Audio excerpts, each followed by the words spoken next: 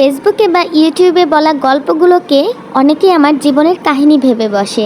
সেদিন তো আমার এক পরিচিত আমাকে বলতেছে, তোমার জীবনে এগুলা হয়েছে, কই তোমার জামাই তো এরকম না। আর সে নিজে নিজেই আমাকে আবার বলতেছে, পুরা ঘটনা শোনার পরে বুঝলাম এটা তোমার কাহিনী না, তুমি শেষে বলে দিছো। আরে ভাই, এগুলো যদি আমার সাথে ঘটতো আপনারা কি একটু হলেও জানতেন না? সেদিন একটা ভিডিও আপলোড দিয়েছি, একটা ট্রেন্ডিং একটা ভিডিও, একটা আপু কমেন্ট করেছে, আপু এটা তোমার মনের কথা, এটা তোমার অভিমানের কথা। আরে ভাই, আপনারা সাধারণ একটা কন্টেন্ট, আমরা ফেসবুকে আসি কন্টেন্ট তৈরি করার জন্য। আমাদের একটা পেজ আছে যেখানে আমরা কন্টেন্টের মাধ্যমে আমরা কিছু আর্নিং করতে পারবো বা নিজেকে একটু পরিচিত করতে পারবো, এর জন্যই আসা। এখানে নিজের কষ্ট, দুঃখ, জীবনের কাহিনী এসব তুলে ধরানোর জন্য। এখন তো আমি পুরোপুরি গল্প বলাই বন্ধ করে দিয়েছি। সেদিন একটা বলেছিলাম, তাও মানুষের একই কমেন্ট। আমি বললাম নিজের ফলোয়ার্সের থেকে, আমার ফেসবুকে যত ফলোয়ার্স আছে তারা বুঝলেও যে এটা গল্প, কিন্তু আমার আত্মীয় স্বজন, বাড়ির লোক, প্রতিবেশী এরা তো বুঝে না। এরা মনে করে যে আল্লাহ সত্যি এগুলো ঘটছে, আমার জামাইরে তো শোনাই শোনাই করবো, তোর বউ এটা লিখছে, তোর বউ এটা করছে। এবং আমার ফ্যামিলির মানুষও এরকম বলে। ওবার তনি আপু যে অসুস্থ, তার হাজব্যান্ড যে অসুস্থ ছিল, ওরকম নিয়ে একটা পোস্ট করছিলাম, একটা কপি পোস্টই ছিল যে আল্লাহ তার হাজব্যান্ডকে যেন তাড়াতাড়ি বা দ্রুত সুস্থ করে দেয়।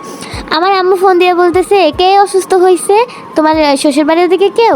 চিনলাম না তো, বলেন কোথায় যাই আমি এদেরকে নিয়ে।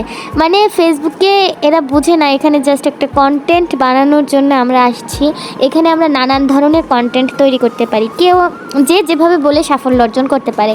অনেক তুলি আপুকে দেখি, সে অন্যের জীবন কাহিনী নিয়ে সুন্দর করে বলে উঠে যাইতেছে। ভাই, এই কন্টেন্ট যদি আমি একদিন বানানো শুরু করি, দ্বিতীয় দিন আমার বাসার বাইরে থাকতে হবে, কারণ এটা সবাই বুঝবে যে এটা তো আমার জীবনেই ঘটছে, এটা তো অন্য কারো কাহিনী হইতেই পারে না।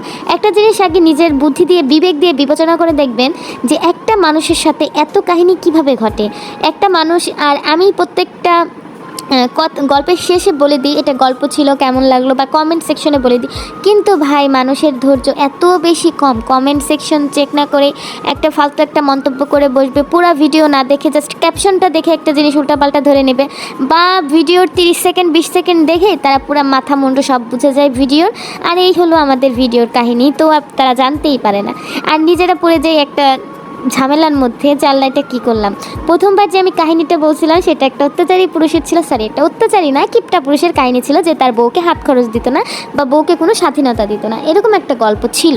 তো আমাকে একদিন হুট করে জিজ্ঞাসা করে বসছি, সবুজ তো এরকম না, তোমার জামাই তো এরকম না, এরকম হওয়ার তো কথা না, তুমি এটা কি বলছো, হ্যান বলছো ত্যান বলছো। ভাই, আমি নিজেই ব্যাকেল হয়ে গেছি, কি বলছি আমি, এটা জাস্ট একটা কন্টেন্ট ছিল, এটা আপনাদের বুঝতে হবে। আমি ভিডিও লাস্টেও বলে দিয়েছি, কমেন্টেও বলে দিয়েছি, যেগুলো আমার আর যেগুলো আমার লাইফে না ঘটে সেগুলো তো আমি আপনাদেরকে কমেন্ট সেকশন, হয়তো ভিডিও লাস্টে আমি বলেই দিব এটা গল্প ছিল বা এটা অন্যের জীবন কাহিনী থেকে নেওয়া। ওই দিন যে একটা গল্প বলছি, গল্পটা ছিল নিজের, মানে বইয়ের। আমি কি ভাবলাম যে এটা যদি আমি কি বলি, তাহলে তো এসে আমাকে সবাই বলবে এটা তোমার সাথে ঘটছে।